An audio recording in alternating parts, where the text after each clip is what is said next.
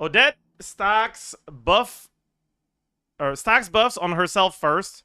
When you switch characters, she gradually grants stacks to your on-field character. Oh, it's gone. So you're saying that she works with Eula.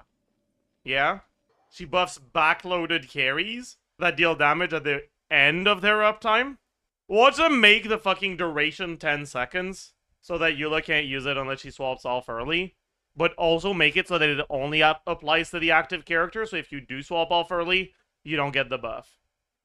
So she just can't get the buff at all. That's gonna be sick, dude. I can't wait. Every swirl reaction charges the vortex with energy. After enough swirl triggers have accumulated, the vortex reaches full power and explodes, dealing its maximum damage. The vortex is able to home in on enemies. So, the real question here is, once that's happened, can you start doing another vortex instantly? Or is there a cooldown on it? Like, how exactly does this work? But this could be interesting. Like, I don't hate that. Is that similar to Bloom? No. It's similar to just, like, any normal reaction. It's just that the damage takes longer to happen.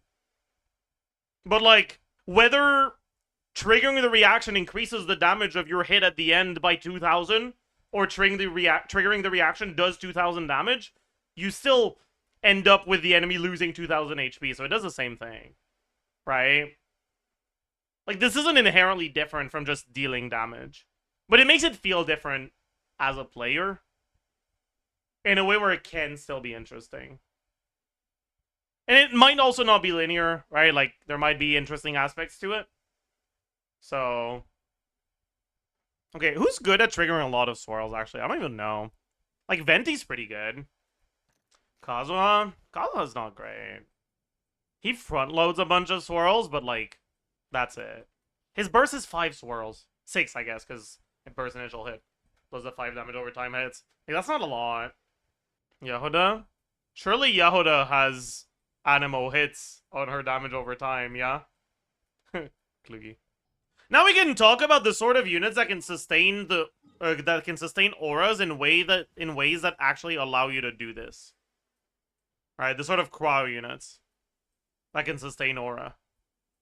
Xiangling, she is not cryo. I don't think she'll be very useful for Stellar Swirl. So, like, okay, the units that you're allowed to use, right, are basically like Escafie, Citlali, Lila, Rosaria, Kaya, Diona, Chi-Chi, I guess. Chi-Chi's probably gonna be fine with the buffs, but I need to test with her new coordinated attack. Ganyu, maybe, sure. Kind of an interesting thing would be that Varka would apply Cryo himself, so he might be allowed to use characters that don't have as much app that maybe other carries wouldn't be able to use. Not that those characters exist, or that they will be made, because, like, why would they make the characters to show the old stuff instead of the new stuff? But still, that's an interesting dynamic, I suppose. Why not? You know, when the Mika buffs come around,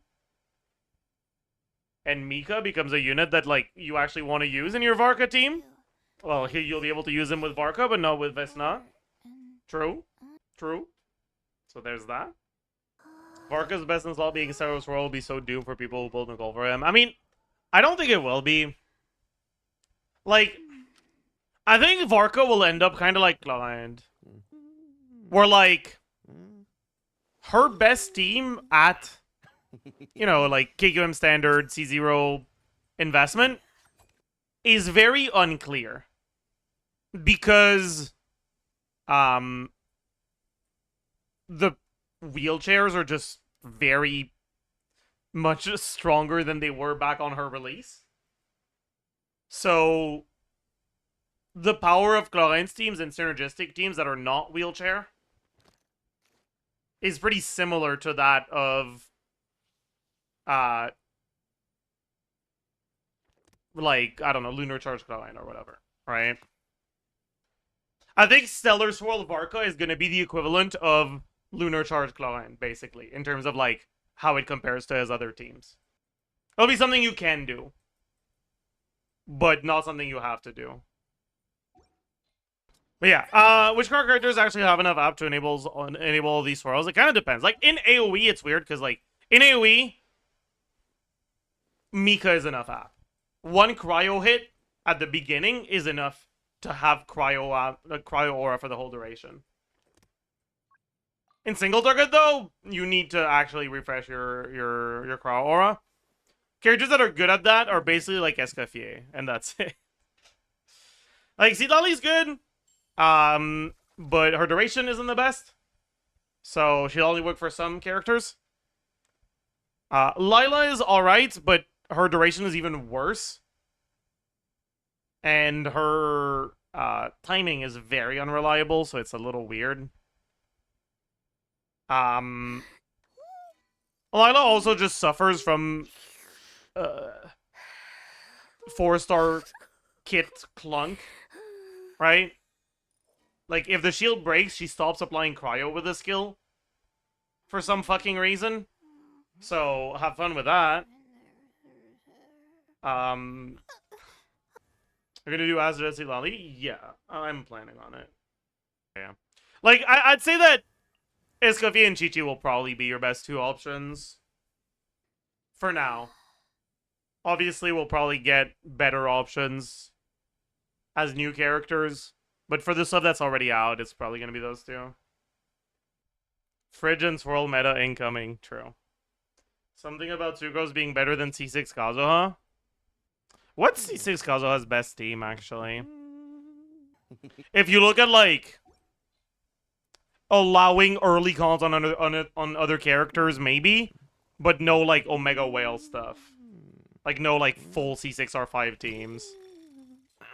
Like, you're not using showers with fork, basically, because that's just not a thing you can do. Like, that's just not allowed. That's not okay. I don't know. Any Kazuha whales in chat? His best team is Melt Plunge with C6 Bennett. Yeah, it was that for a while, I'm pretty sure. I don't know if it's still that. Cause like lots of stuff has changed, right? Yeah, I remember Kazuha is just such a weird unit at C6. Cause like his stat scaling gets really wonky because of all his stat conversion. And you end up with fucking abominations of main stats where it's supposed to be like attack, EM, even if you're not triggering reactions, and it's like, what the fuck, dude? Should be Durin, Prune, Farazan? Really, Farazan? I wouldn't have thought that he did enough animo damage for Farazan to be that good. I would have expected Nicole to be better than Farazan for that, or Bennett to be better. One of the two. C6 is animo infusion? Yeah, but most of his damage is in the plunge and the skills still, no? Or maybe I'm just stupid. I guess it's not there if you're not doing Melt Plunge. And it's a lot more split.